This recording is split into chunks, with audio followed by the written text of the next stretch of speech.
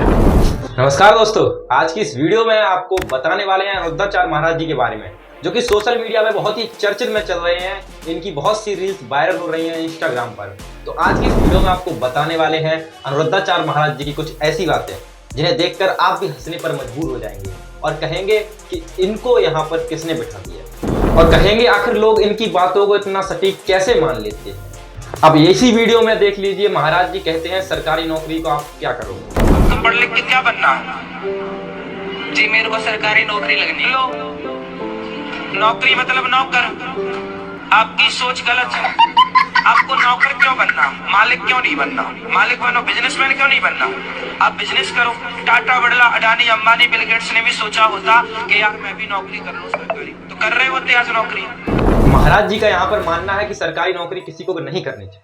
सरकारी नौकरी करने से व्यक्ति नौकर कहलाता है। तो मेरा महाराज जी से सत सत प्रणाम है कि महाराज जी, अगर हर व्यक्ति बिजनेस करने लगेगा तो इस देश की अर्थव्यवस्था नहीं चल सकती। इस देश की अर्थव्यवस्था चौपट हो जाएगी। जो आप यहाँ पर इतनी स्वतंत्रता से इस मंच पर बैठे हुए हैं, 4-5 पुलिस वाले आपके अगल बगल में खड़े हुए हैं, ये भी तो एक तरह की नौकरी है, ये भी तो सरकारी नौकरी ही कर रहे हैं। अगर ये भी आपको प्रोटेक्शन नहीं देंगे तो आप यहाँ पर बैठ नहीं पाएंगे।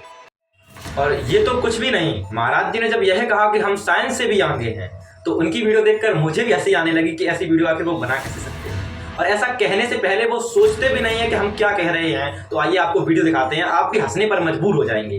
तो ये है उनकी वीडियो। साइंस के पास कोई जवाब नहीं है बेटा। मैं कुछ सवाल डाल दूंगा साइंस को, साइंस चुप हो जाएगा। आप कहाँ थे ज्ञानी बाबा? कोई विज्ञान को जानने वाला यदि मेरे से आए, मैं संतुष्ट कर सकता हूँ उस व्यक्ति को, पर वो मुझे संतुष्ट नहीं कर सकता। और अभी तो रुको। संसार के हर व्यक्ति के, चाहे पशु हो या व्यक्ति, उसके मूत्र से दुर्गंध निकलती है।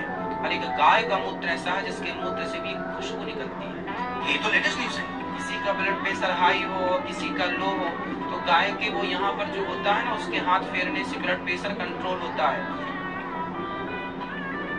आश्चर्य आप मानेंगे, अमेरिका जैसे देशों में गाय को हाथ फेरने के 250 रुपए लगते हैं। फेंको, फेंको अपनी पूरी शक्ति के साथ फेंको। गाय ऑक्सीजन लेती है और ऑक्सीजन ही छोड़ती है। इनका सही मानना है गाय का मूत्र बहुत ही पवित्र होता है, लेकिन इनका ये मानना मुझे गलत लगा कि गाय 24 घंटे ऑक्सीजन लेती है और ऑक्सीजन ही देती है। क्योंकि ऐसा कोई भी पशु पक्षी या जानवर या जंतु या मानव नहीं हुआ है जो 24 घंटे ऑक्सीजन ले और ऑक्सीजन ही दे। ऐसा ही नहीं, महाराज जी से जब एक छोटे से बच्चे ने यह प्रश्न पूछा कि महाराज जी सबसे पहले सूर्योदय किस देश में होता है, तो महाराज जी का जवाब देखकर आप भी हंसने लगेंगे। ये देखिए महाराज जी ने क्या जवाब दिया।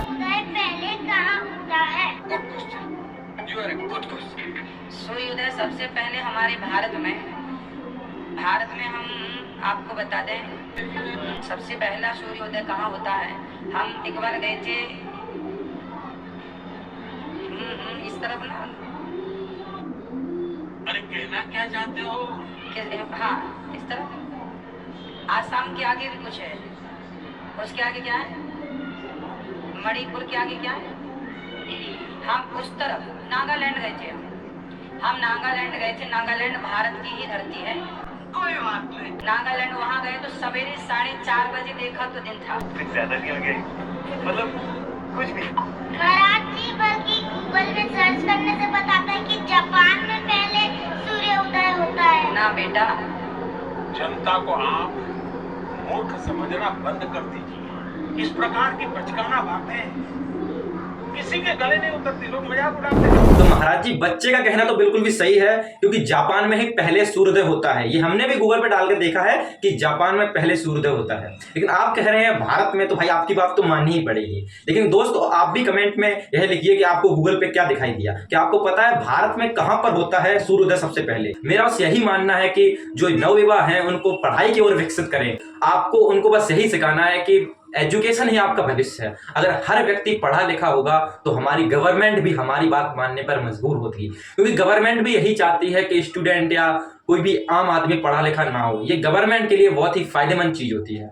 मानना आपका सही है कि भगवान में भी आस्था रखनी चाहिए, हम भी भगवान में आस्था रखते हैं। इसका मतलब ये तो नहीं आप कहने लगे सूर्योदय भारत में होता है। अगर सूर्योदय भारत में होता होगा तो हमारे इतिहास की किताबों में, हमारे गूगल पर हर जगह पर उसका जिक्र जरूर होगा, लेकिन उसका जिक्र नहीं है तो इसका मतलब वो चीज हमारे यहाँ पर नहीं है। मेरा कहने का मतलब है पीपल का वृक्ष ही ऐसा होता है जो रात में भी ऑक्सीजन देता है। बाकी सभी पेड़, बाकी सभी वृक्ष रात में कार्बन डाइऑक्साइड छोड़ते हैं और दिन में ऑक्सीजन देते हैं। केवल पीपल का पेड़ है जो 24 घंटे ऑक्सीजन देता है।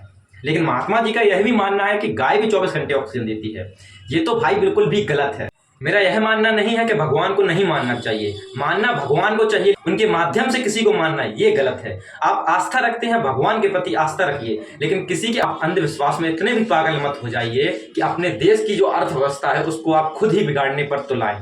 क्योंकि अगर देश समाज में शिक्षा की प्रबलता नहीं होगी, शिक्षा आगे नहीं बढ़ेगी, तो हमारे देश का विकास रुक ही जाएगा।